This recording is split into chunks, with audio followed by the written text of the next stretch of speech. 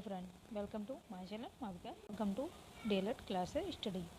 और मेरे चैनल पर DElEd first semester second semester के सभी सब्जेक्टों की वीडियो मिलती हैं।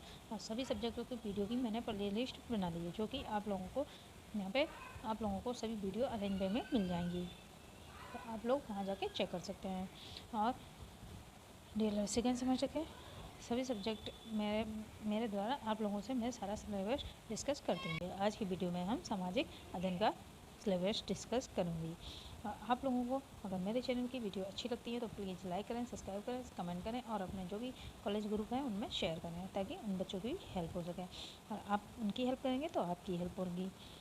और मेरा टेलीग्राम चैनल है, उसकी लिंक आप लोगों को डिस्क्रिप्शन बॉक्स में मिल जाएगी, मेरे डिस्क्रिप्शन बॉक्स में मिल जाएगी। और मेरी जीमेल आईडी है mavikasukla@gmail.com। आप लोगों को वीडियो से जुड़े हुए जो भी डाउट हों आप लोग मुझे मेल कर सकते हैं, मैं उन्हें चेक करके उनका आप लोगों से उनका डिस्कस करूँगी, क्लियर करूँगी। और मेरा टेलीग्राम चैनल है Mavika welcome to DElEd class study, तो आप लोग वहाँ से जल्द जाके उससे भी जुड़ जाएँ। और इसकी लिंक आप लोगों को मेरे चैनल के डिस्क्रिप्शन बॉक्स में मिल जाएगी। मेरा यूट्यूब चैनल है Mavika welcome to DElEd classes study.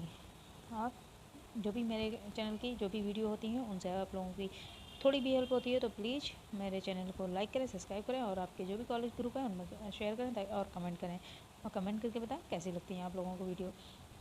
तो चलिए देर ना करते हुए हम आज का सिलेबस डिस्कस करते हैं, जो कि है साइंस का। तो यह है एक प्रारूप वनस्पति कोशिका की इलेक्ट्रॉन सूक्ष्मदर्शी संरचना। क्या हेडिंग है? एक प्रारूपिक वनस्पति कोशिका की इलेक्ट्रॉनिक सूक्ष्मदर्शी संरचना। कोशिका भृति में सेलुलोज की बनी कोशिका भृति जो है वो सेलुलोज से बनी होती है। दो कोशिकाओं को जोड़ने वाली परत होती है वह मिडिल लेमेला कहलाती है। और यह कैल्शियम पैक्टेट की बनी होती है। कोशिका कला के अंदर उपस्थित जीव पदार्थ को जीव द्रव्य कहते हैं। प्रोटोप्लाज्म को कितने भागों में बांटा जा सकता है? प्रोटोप्लाज्म को तीन भागों में बांटा जा सकता है। फर्स्ट है कोशिका, सेकंड है रेक्टिका, थर्ड है केंद्रक। देखते हैं हेडिंग है कोशिका पादप। एक दृष्टि में कोशिका जो है प्लांट सेल जो है कोशिका ये दो भागों में बटी होती है। एक होती है कोशिका द्रव्य, एक होती है कोशिका द्रव्य कला। कोशिका द्रव्य कला। और जो कोशिका द्रव्य कला होती है वह जीव द्रव्य भी, उसका एक भाग होता है जीव द्रव्य। और जो जीव द्रव्य होती है वह तीन स्थानों में बटी होती है। एक उसका फर्स्ट होता है कोशिका द्रव्य, सेकंड होता है रिक्तिका, थर्ड होता है केंद्रक में जो जीव द्रव्य है वह तीन भागों में बटा होता है। एक पहला है कोशिका द्रव्य, सेकंड है रिक्तिका, थर्ड है केंद्रक। जो द्रव्य कोशिका है वह दो भागों में कोशिका द्रव्य जो है वो दो भागों में होती है। एक होती है अजीवित पदार्थ जो साइटोप्लाज्म होता है, वह एक होता है अजीवित पदार्थ, सेकंड है जीवित पदार्थ। एक है जीवित पदार्थ, एक है अजीवित पदार्थ। नॉन लिविंग और लिविंग। नॉन लिविंग मटेरियल, एक है लिविंग ऑर्गेनाइज। इसके भी नॉन लिविंग के तीन भाग होते हैं। एक होता है संचित पदार्थ, फर्स्ट होता है संचित, 3 पॉइंट है। एक है फर्स्ट संचित पदार्थ, सेकंड है उत्सर्जित पदार्थ, थर्ड है संचित पदार्थ। एक है संचित पदार्थ, सेकंड है उत्सर्जित पदार्थ, थर्ड है संचित पदार्थ। और जीवित पदार्थ क्या है? जीवित पदार्थ जो है उसका पहला पॉइंट है एंडोप्लाज्मिक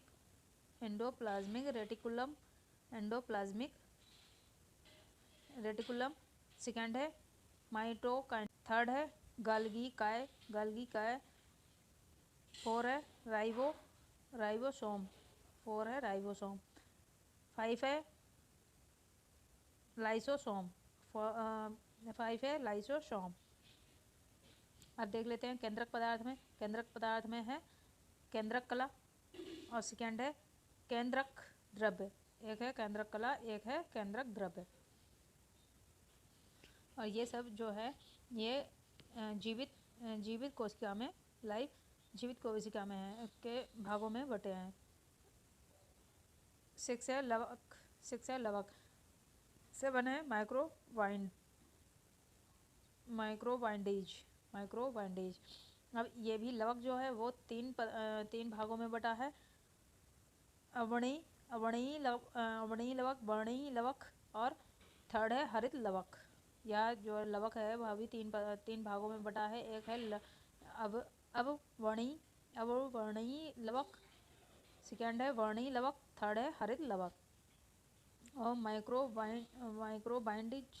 माइक्रोबाइंडेज जो है वो भी तीन भागों में बटा है। सफिरोसोम सेकेंड है परऑक्सीसोम, थर्ड है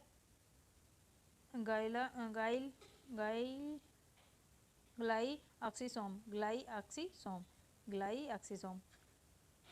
अब हेडिंग है कोशिका के भाग एवं कोशिकांग का फ्लो चित्र।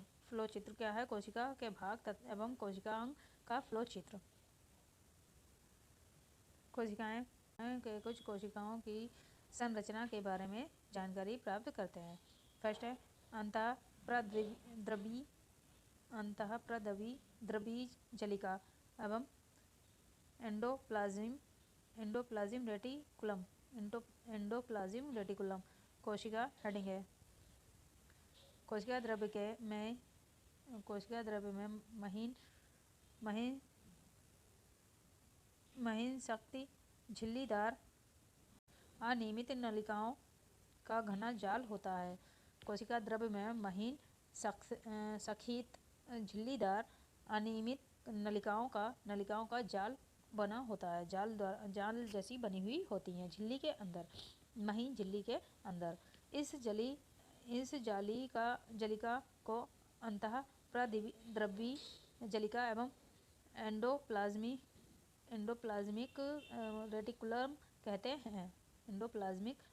कहते हैं। कहीं कहीं अंतःप्रद्रवी जलिका के कुछ झिल्लियां प्लाज्मा झिल्ली की सतह पर खुलती हैं और कुछ केंद्रक झिल्ली की सतह पर खुलती हैं। अंतःप्रद्रवी जलिका की झिल्ली नुमा नलिकाओं में तरल द्रव्य भरा रहता है, इसलिए कोशिका द्रव्य में पदार्थों की संरचना करती हैं। अर्थात जो कोशिकाएं द्रव्य में महीन झिल्ली में नलिकाओं का घना जाल बना होता है। कई सारे महीन नलिकाओं का घना जाल बना होता है। इस नलिका को अंतःप्रद्रवी जलिका या एंडोप्लाज्मिक रेटिकुलम कहते हैं। कहीं कहीं यह अंतःप्रद्रवी जलिका कुछ झिल्लियां प्लाज्मा झिल्ली की सतह पर खुलती हैं और कुछ केंद्रक झिल्ली की सतह पर खुलती हैं। अंतःप्रद्रवी जलिका की झिल्ली नुमा नलिकाओं में तरल पदार्थ भरा रहता है। जो झिल्लियां होती हैं उनमें तरल पदार्थ भरा रहता है। इसलिए ये कोशिका द्रव्य में पदार्थों का संचार करती हैं। ये कोशिका जो है द्रव्य में पदार्थों का संचार करती हैं। अतः कोशिकाएं परिवहन तंत्र का निर्माण करती हैं। अतः कोशिकाएं परिवहन तंत्र का निर्माण करती हैं। अंतःप्रद्रवी जलिका के कारण ही कोशिका का सतही क्षेत्र काफ़ी बढ़ जाता है। सतही क्षेत्र जो होता है कोशिकाओं का सतही क्षेत्र जो होता है वो काफ़ी बढ़ जाता है। क्या आप जानते हैं कि ई आर कितने प्रकार की होती हैं? ये 3 प्रकार की होती हैं। ER जो है वो कितने प्रकार की होती हैं? ये 3 प्रकार की होती हैं। सिस्टर्नी, फर्स्ट है सिस्टर्नीर, सेकंड है थैलियाँ, थर्ड है नलिकाएं। होती हैं सिस्ट या सेकंड होती हैं थैलियाँ, थर्ड होती हैं नलिकाएं। अतः कुछ अंतः प्रद्रवी झिल्लियों की सतह चिकनी स्मूथ होती है, पर अनेक झिल्लियों की सतह दानेदार होती हैं। इन दानेदार संरचनाओं की राइबोसोम इन दानेदार रचनाओं की राइबोसोम इन्हें राइबोसोम कहते हैं। इन जो दानेदार होती हैं, जैसे कुछ झिल्लियों में होती हैं चिकनी स्मूथ होती हैं, और कुछ दानेदार होती हैं, उन्हें राइबोसोम कहते हैं। अब सेकंड देखते हैं माइटोकांड्रिया। सेकंड है माइटोकांड्रिया कोशिका। ये कोशिका द्रव्य में पाई जाने वाली बहुत महत्वपूर्ण रचनाएं हैं जो कोशिका द्रव्य में बिखरी होती हैं।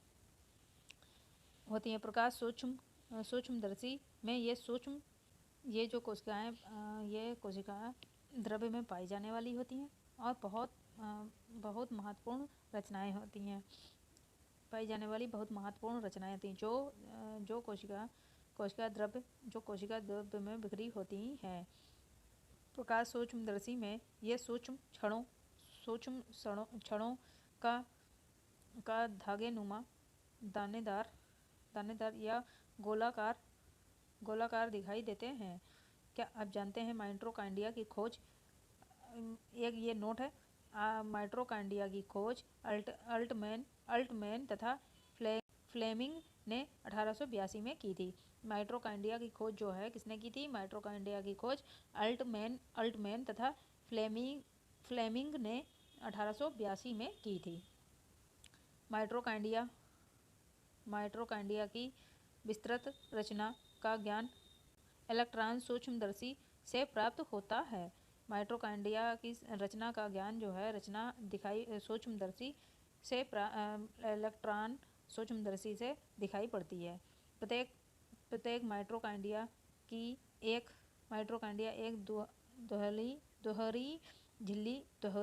डबल झिल्ली से चारों ओर से घिरी होती है तथा इसके बीच एक तरल युक्त गुहा होती है। जैसे माइटोकांड्रियल गुहा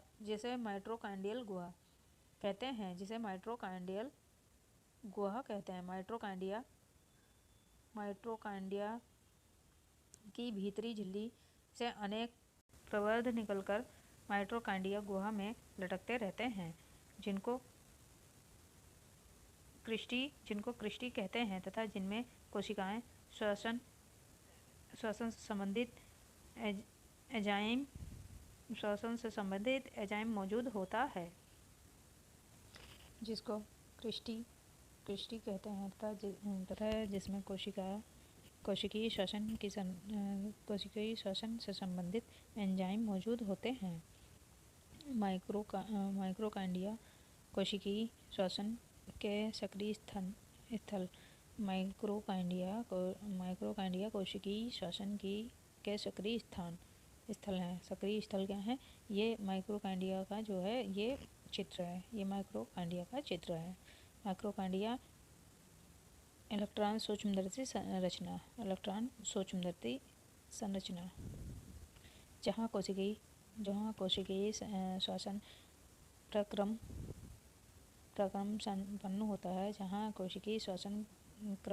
संपन्न होता है, जिसके फलस्वरूप जीव के लिए अति आवश्यक ऊर्जा एनर्जी मुक्त होती है। इसलिए माइटोकांड्रिया को कोशिकीय ऊर्जा गृह भी कहा जाता है। जैसे जहाँ कोशिकीय श्वसन प्रक्रिया जो है संपन्न होता है, जिसके फलस्वरूप जीव के लिए अति आवश्यक जो एनर्जी होती है वह मुक्त होती है। जिसके फलस्वरूप जो अति आवश्यक एनर्जी जो मुक्त होती है, इसलिए माइटोकांड्रिया को कोशिकीय ऊर्जा ग्रह भी कहा जाता है। थर्ड है ग्लाइज उपकरण। हेडिंग है उपकरण या ग्लाइजी एपेरेस्ट कोशिका द्रव्य में ही एक और प्रकार की रचना पाई जाती है जिसको ग्लाइजी उपकरण कहते हैं। ये एक नोट है।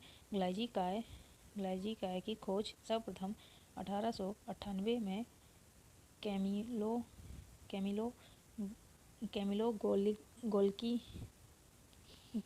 गोल्गी ने की थी। किसने की थी? सन 1898 में कैमिलो गोल्गी ने की थी। इसे लिपोकाइंडिया और पौधों के संदर्भ में डिक्टियोसोम कहते हैं। जो है ग्लाइजी काय या ग्लाइजी काय की खोज सर्वप्रथम 1898 में कैमिलो गोल्गी ने की थी। इसे लिपोकाइंडिया और पौधे के संदर्भ में डिक्टियोसोम कहते हैं। ग्लाइजी उपकरण सूक्ष्म नलिकाओं के समूह एवं थैलियों का बना होता है। जो ग्लाइजी उपकरण सूक्ष्म नलिकाओं के समूह एवं थैलियों का बना होता है। जैसे ये देखिए, यह है ग्लाइजी रस धनिया। ये रस धमनियाँ होती हैं। जो ये हैं ग्लाइजी रस धनियाँ होती हैं। ग्लाइजी काय इलेक्ट्रॉन सूक्ष्मदर्शी संरचना ये होती हैं। ये जो है ये इनकी ऊपरी जो परत होती है सिस्टर्नी, और ये जो है इन्हें जो ये होता है इसे सिस्टर्नी कहते हैं। और ये माइक्रो आशय होता है। ये इसका क्षेत्र है। इसका ये क्षेत्र होता है। और ये देखिए ग्लाइजी उपकरण सूक्ष्म नलिकाओं के समूह एवं थैलियों का बना होता है। ग्लाइजी उपकरण कोशिका के भीतर तथा बाहर पदार्थों को भोजन का कार्य करता है। इसके अतिरिक्त प्रोटीन तथा अन्य वस्तुओं का संद्रण राइबोसोम ऐसे कण हैं जो केवल संद्रण भी इसके द्वारा संपन्न होता है। प्रोटीन तथा अन्य वस्तुओं का पाचन भी इसके द्वारा ही संपन्न होता है। ये देखो, ये जैसे ये चित्र जो है ये राइबोसोम के हैं। ये राइबोसोम होते हैं। राइबोसोम के प्रकार ये जो है राइबोसोम है। ये नोट है। राइबोसोम सर्वप्रथम एक लाडे ने 1943 में जीव द्रव्य में देखा था। किसने देखा था? एक कलरडे थे। उन्होंने इसे 1943 में जीव द्रव्य में देखा था, जिन्हें माइक्रोसोम कहा। उन्हें 1953 ब्राउन जो थे उन्होंने सेम की जड़ों में और प्लेडे ने 1955 ने जंतुओं में देखा था। किसे देखा था? राइबोसोम को। 1958 में रॉबर्ट्स और हैग्नू ने राइबोसोम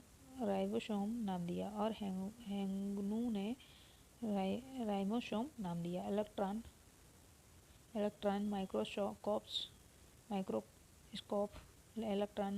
माइक्रोस्कोप में ही दिखाई पड़ते हैं। ये जो है राइबोसोम जो है वे माइक्रोस्कोप में इलेक्ट्रॉन जो माइक्रोस्कोप आता है उसमें ही दिखाई पड़ते हैं। साधारण प्रकाश में राइबोसोम ऐसे कण हैं जो केवल माइक्रोस्कोप में जब अंतःप्रद्रवी जलिका ही नहीं दिखाई पड़ती तो फिर माइक्रोसोम कैसे दिखाई देंगे? माइक्रोसोम अंतःप्रद्रवी जलिका की झिल्ली की सतह पर सटे होते हैं या फिर अकेले या गुच्छों में कोशिका द्रव्य में बिखरे रहते हैं। ऐसे राइबोसोमों को जो गुच्छों में मिलते हैं पालीराइमोसोम, उन्हें पालीराइमोसोम या पाइलीसोम कहा जाता है। वे पालीराइमोसोम या पाइलीसोम कहलाते हैं। ये रचनाएं प्रोटीन और आरएनए एक प्रकार का केंद्रक अम्ल या न्यूक्लिक एसिड की बनी होती हैं, या फिर केंद्र अम्ल से या न्यूक्लिक एसिड की बनी होती हैं। राइबोसोम प्रोटीन निर्माण के सक्रिय स्थल हैं। राइबोसोम जो हैं वो प्रोटीन का निर्माण करने में सक्रिय रहते हैं। अर्थात यही प्रोटीन का संश्लेषण होता है, यहीं से प्रोटीन का संश्लेषण होता है, प्रोटीन यहीं से उत्पन्न होती है। 5 है लाइसोसोम। 5 है लाइसोसोम। यह भी बहुत सूक्ष्म कोशिकांग है। यह बहुत ही सूक्ष्म कोशिकांग है। ब्रह्म रूप में लाइसोसोम माइटोकॉन्ड्रिया की तरह ही मालूम पड़ता है। माइटोकॉन्ड्रिया की तरह ही मालूम पड़ता है। इस आकार अपेक्षाकृत बहुत छोटा यह आकार में अपेक्षाकृत बहुत छोटा और थैली जैसा होता है। यह आकार में बहुत ही छोटा और बहुत ही थैली जैसा होता है। इसमें क्रस्टी नहीं पाई जाती है। लाइसोसोम में ऐसे एंजाइम होते हैं जिनमें जीव द्रव्य को घुला देने या नष्ट कर देने की क्षमता होती है। यदि लाइसोसोम किसी कारणवश फूट जाए तो इसमें मौजूद एंजाइम फैलकर जीव द्रव्य को घुला देते हैं। यदि किसी भी कारण लाइसोसोम जो है किसी कारण फूट जाए तो इसमें मौजूद जो एंजाइम द्रव्य फैलकर जीव द्रव्य को घुला देते हैं अर्थात नष्ट कर देते हैं। इसके परिणाम स्वरूप कोशिका की मृत्यु हो जाती है। अतः इसे आत्महत्या की थैली भी कहा जाता है। और से लाइसोसोम की खोज सर्वप्रथम डे डुवे ने 1955 में की। किसने? डे डुवे ने 1955 में की। ये अपचयन विकार की भरी थैलियाँ होती हैं। ये जो हैं अपचयन विकार की भरी हुई थैलियाँ होती हैं। लाइसोसोम का अर्थ है डिgestive सोम बॉडी। पाचक काय। ये पौधों में कम और परंतु जंतु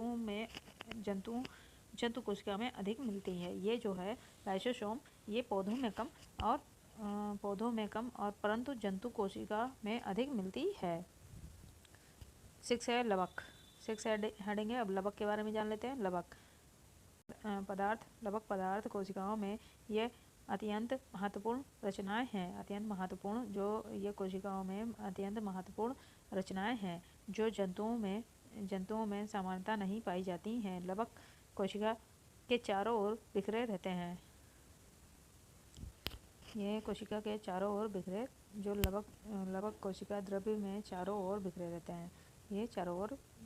ये प्रकाश सूक्ष्मदर्शी में तारानुमा या फीतानुमा,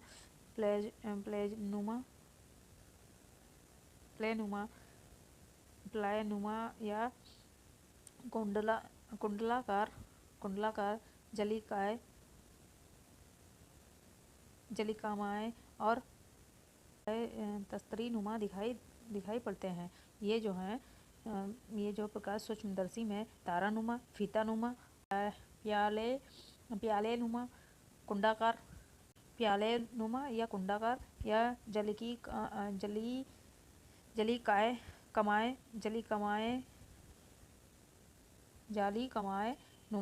जालीनुमा मतलब या फिर प्लेटनुमा, प्यालेनुमा या तारानुमा या फीतानुमा या कुंडाकार या जालीनुमा और तस्त्रीनुमा दिखाई पड़ते हैं। जैसे ये स्टारनुमा या ये जालीनुमा ऐसे, और ये अंडाकार या कुंडाकार दिखाई देते हैं। लवक मुख्यतः 3 प्रकार के होते हैं। लवक जो हैं मुख्यतः 3 प्रकार के होते हैं। अवर्णीय लवक या अवर्णीय लवक होते हैं जिन्हें लिकोप्लास्ट, अवर्णीय लवक या लिकोप्लास्ट जिन्हें लिकोप्लास्ट कहते हैं। वर्णीय लवक या क्रोमोप्लास्ट कहते हैं। जो अवर्णीय लवक होते हैं उन्हें लिकोप्लास्ट कहा जाता है और वर्णीय लवक को क्रोमोप्लास्ट कहा जाता है। और हरित लवक जो होते हैं उन्हें हरित लवक या हरित लवक उन्हें क्लोरोप्लास्ट कहा जाता है। उन्हें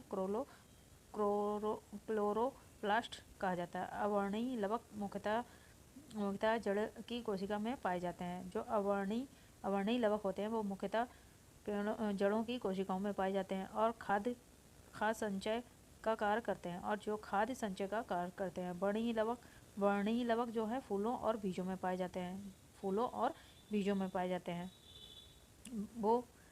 में पाए जाते हैं। वे बीजों को भिन्न रंग प्रदान करते हैं। अलग अलग रंग प्रदान करते हैं। हरित लवक मुख्यतः पत्तियों में मौजूद होता है। हरित लवक जो है वो मुख्यतः पत्तियों में मौजूद होता है, जिससे पत्तियां हरी होती हैं, इसीलिए उसे हरित लवक भी कहा जाता है। मौजूद होता है तथा उनको हरा रंग प्रदान करते हैं। जो पत्तियों को हरा रंग प्रदान करते हैं। लवकों में अत्यधिक महत्वपूर्ण लवक हरित लवक है। लवकों में जो अत्यधिक महत्वपूर्ण लवक है वो कौन सा है? हरित लवक ही है। भोजन संश्लेषण में सहायक है। हरित लवक जो होता है वो पौधों में भोजन संश्लेषण में सहायक होता है और इसलिए पौधों में खाद्य संश्लेषण मुख्यतः पत्तियों में ही होता है या हरे रंग का होता है, क्योंकि इसमें हरे रंग का वर्णक होता है। जैसे ये है क्लोरोप्लास्ट की संरचना। ये जो है क्लोरोप्लास्ट का चित्र है। हमें पर्णहरित या क्लोरोफिल मौजूद होता है। क्लोरोफिल मौजूद होता है और वही इस हरा रंग प्रदान वही पौधों को हरा रंग प्रदान करता है, पत्तियों को हरा रंग प्रदान करता है। चूँकि हरित लवक बहुत ही महत्वपूर्ण कोशिकाएं रचना है, इसलिए इसके विषय में थोड़ी अधिक जानकारी प्राप्त करेंगे। हरित लवक की रचना। हेडिंग है हरित लवक की रचना। हरित लवक सूक्ष्म रचना है। एक दोहरी झिल्ली से घिरे होते हैं। इनके भीतर तरल युक्त गुहा होती है, जिसे स्ट्रोमा कहते हैं, जिसमें स्ट्रोमा तंतुमय होता है, जिसमें महीन झिल्ली युक्त रचनाएं समांतर फैली रहती हैं, जिसको स्ट्रोमा पट्टिका या स्ट्रोमा कहते हैं। स्ट्रोमा फैमिली के बीच चपटी और वृत्ताकार सूक्ष्म थैलियां एक के ऊपर एक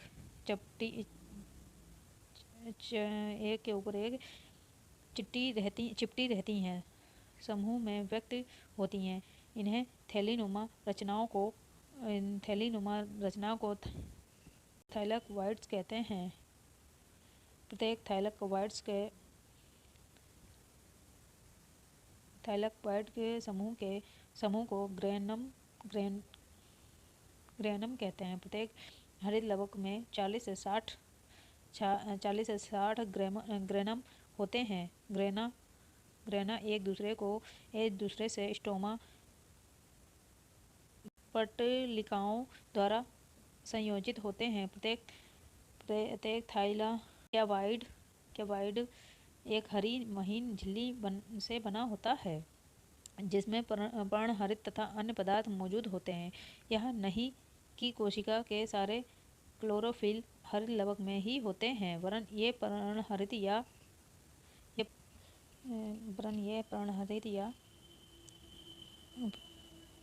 क्लोरोफिल थाइलैकोइड झिल्लियों में मौजूद होता है। क्या? हरित लवक। हरित लवक। चलिए फ्रेंड, आज की वीडियो में हम इतना ही देखेंगे, इसके आगे हम कल की वीडियो में देखेंगे। अगर आप लोगों को मेरे चैनल की वीडियो अच्छी लगती है तो प्लीज़ मेरे चैनल को लाइक करें, सब्सक्राइब करें, कमेंट करें, अपने जो भी कॉलेज ग्रुप हैं उनमें शेयर करें और भी दोस्तों को शेयर करें जो भी बीटीसी कर रहे हैं, ताकि उनकी भी हेल्प हो सके। तो चलिए bye, take care, bye bye.